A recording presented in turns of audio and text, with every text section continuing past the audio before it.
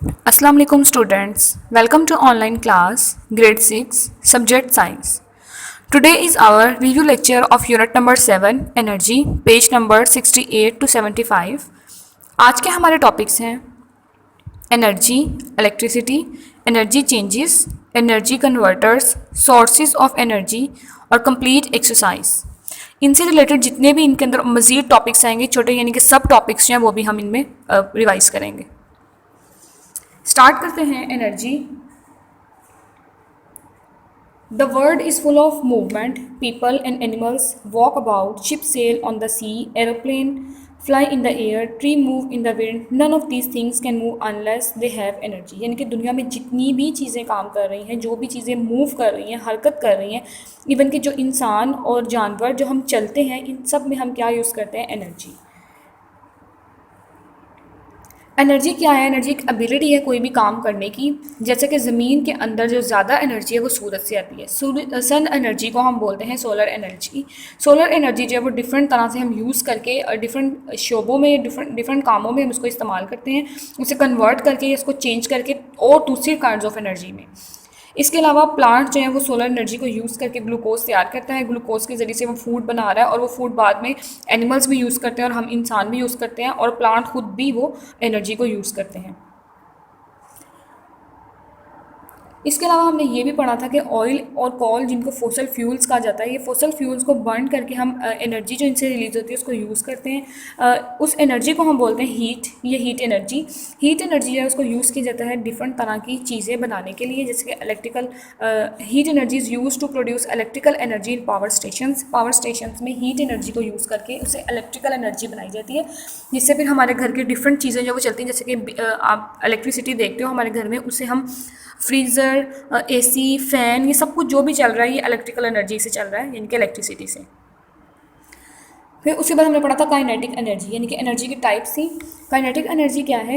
Everything in this world is made up of atoms and molecules. Atoms and molecules move about और vibrate all the time. Moving atoms have energy called kinetic energy. यानी कि moving atoms जो होते हैं, atom जो move कर रहे हैं, जो वो वाइब्रेट कर रहे हैं, इस एनर्जी को हम बोलते हैं काइनेटिक एनर्जी। जबकि पोटेंशियल एनर्जी क्या थी? ये स्टोर एनर्जी है किसी भी बॉडी की, उसे हम बोलते हैं पोटेंशियल एनर्जी। उसके बाद था electricity. Electricity is the most convenient form of energy. It is clean to use. It can travel over long distance along wire. तारों के ज़रिए से दूर दूर तक भी सफ़र कर सकती है बिजली, जिसको हम आम तौर पर इस्तेमाल करते हैं। उसके बाद था sound energy. Sound is a type of, sound भी एक एनर्जी की टाइप है, यानी different when an object vibrate it make the air around it vibrate. The vibration travel through the air as sound wave. यानी कि sound energy जो है वो वेव्स की सूरत में एक जगह से दूसरी जगह पे जाती है और हम तक जो पहुंचती है वो भी वेव्स की सूरत से ही पहुंचती है। उसके बाद है chemical energy. Fireworks are made of gunpowder and other explosive chemicals. These chemicals contain a lot of energy. This energy is called chemical energy. यानी कि केमिकल से जो एनर्जी बन रही है उसे हम बोलते हैं केमिकल एनर्जी। उसके बाद है nuclear energy. The atom of some metal can be change or split. यानी कि बाज़ एटम जो है वो चेंज होके स्प्लिट होके एक नया एटम बना देते हैं, उसको क्या बोलते हैं? The nucleus of uranium atom can be split into two. यानी कि एक एटम जब वो डिवाइड हो जाता है टू के अंदर, स्प्लिट हो गया ना, ये दो के अंदर डिवाइड हो गया, तो इससे एटम जो है वो टूटने से जो है वो भी एनर्जी रिलीज होगी। इस प्रोसेस को हम बोलेंगे फिशन, और इससे जो एनर्जी रिलीज हो रही है उसको हम बोलेंगे न्यूक्लियर एनर्जी। इसके अलावा बाज़ जो एटम्स होते हैं वो आपस में स्क्वीज़ हो जाते हैं, मतलब दो एटम जो मिल के एक नया एटम बना देते हैं, तो इस प्रोसेस को बोलते हैं फ्यूजन। लेकिन इस प्रोसेस में भी एनर्जी जो है वो रिलीज़ होती है, वो भी न्यूक्लियर एनर्जी ही कहलाएगी। उसके बाद फूड एनर्जी। हमारी बॉडी को जो एनर्जी मिल रही है वो फूड के ज़रिए से भी मिलती है। जो खाना हम खाते हैं वो एनर्जी क्रिएट करके हमारी बॉडी को प्रोवाइड करता है और उसकी वजह से हम डिफरेंट काम करते हैं, हमारे मसल्स मूव करते हैं, हम खुद चल सकते हैं, बोल सकते हैं। ये सारे काम जो है एनर्जी की वजह से ही हम कर रहे हैं। और हमारी बॉडी को ये एनर्जी कहाँ से मिल रही है? फूड के ज़रिए से। उसके बाद एनर्जी चेंजेस। अब हमने ये भी पढ़ा था कि एनर्जी की एक फॉर्म दूसरी फॉर्म में कन्वर्ट की जा सकती है, ठीक है। जैसे कि केमिकल एनर्जी है उसको हम कन्वर्ट कर लेते हैं इलेक्ट्रिकल एनर्जी में पावर स्टेशंस में। इस तरह एनर्जी जो है वो एक फॉर्म से दूसरी फॉर्म में कन्वर्ट की जा सकती है।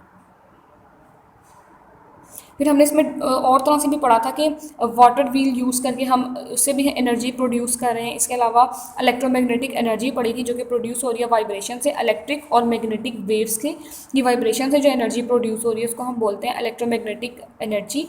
इसके अलावा माइक्रोवेव्स एंड रेडियो वेव्स में use in modern telecommunications are electromagnetic waves. जो माइक्रोवेव में और रेडियो में जो वेव्स इस्तेमाल होती हैं वो इलेक्ट्रोमैग्नेटिक वेव्स हैं। फिर हमने पढ़ा बायोगैस। बायोगैस क्या है? Is a valuable and cheap source of energy. ये भी एक सोर्स ऑफ एनर्जी है। When plants and animal decay that give off a gas. जब प्लांट और एनिमल मर जाते हैं तो वो भी एक गैस रिलीज़ करते हैं। जब डिकम्पोजिंग होती है उनकी बॉडी के अंदर तो एक गैस रिलीज़ करते हैं जिसे हम बोलते हैं बायोगैस। बायोगैस जो है वो क्या करती है? Is also produce by animal dropping and manure. When biogas mixes with carbon dioxide a gas called methane is form. यानी कि जब ये बायोगैस कार्बन डाइऑक्साइड के साथ मिलती है तो मिलकर एक गैस बनाती है मीथेन गैस। इस गैस को कलेक्ट कर लिया जाता है फ्यूल के तौर पर, बाद में यूज़ किया जाता है। उसके बाद transfer of energy in an environment की एनर्जी कैसे ट्रांसफर हो रही है? जैसे कि आपको पता है कि प्लांट्स जो हैं उन्होंने सन एनर्जी को यूज़ करके फूड तैयार की। अब उस फूड को एक एनिमल ने खा लिया, जैसे कि आप डायग्राम में देख रहे हो रैबिट ने उस फूड को खा लिया। अब रैबिट को जब कोई दूसरा एनिमल खाएगा तो एनर्जी इस तरह से कन्वर्ट हो रही है। पहले सोलर एनर्जी प्लांट्स ने यूज़ की, फिर प्लांट से वो उस एनिमल के अंदर चलेगी, फिर उस छोटे एनिमल को जब किसी बड़े एनिमल ने खा लिया तो वो एनर्जी वहाँ से बड़े एनिमल में कन्वर्ट हो गई। तो एनर्जी जो है वो एक जगह से दूसरी जगह पे ट्रांसफ़र भी हो रही है। फिर था energy converter. Energy can change from one type to another but it can not be made or destroy. अब हमने ये पढ़ा है कि एनर्जी को एक फॉर्म से दूसरी फॉर्म में कन्वर्ट किया जा सकता है, लेकिन एनर्जी एक फॉर्म से दूसरी फॉर्म में कन्वर्ट जब की जा रही है तब ये बनाई या डिस्ट्रॉय नहीं की जाएगी। वो सिर्फ उसकी फॉर्म चेंज होगी, वो न्यू नहीं बनेगी या फिर वो डिस्ट्रॉय नहीं होगी।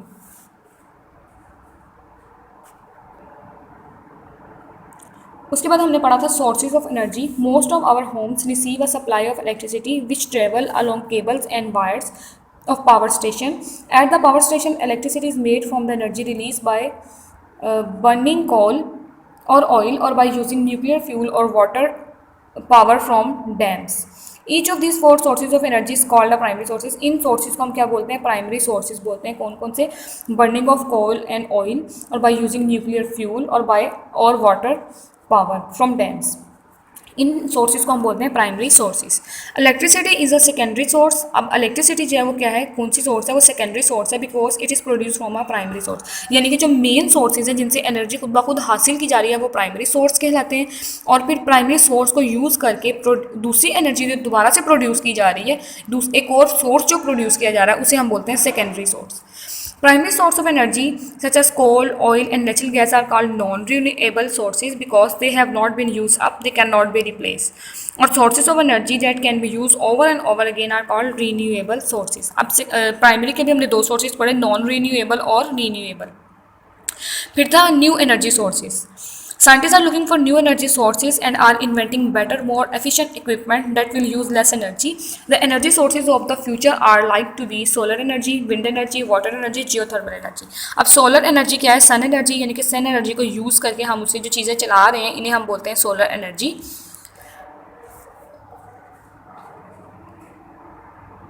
फिर हमने पढ़ा विंड एनर्जी। विंड एनर्जी को भी यूज़ करके, कि हवा की एनर्जी को यूज़ करके भी व्हील्स लगे होते हैं विंड मिल्स के ऊपर, वो जब व्हील्स घूमते हैं तो एनर्जी जो है वो प्रोड्यूस होती है, यानी कि हवा को इस्तेमाल करके भी एनर्जी प्रोड्यूस की जा रही है और उस एनर्जी को हम बोलते हैं विंड एनर्जी।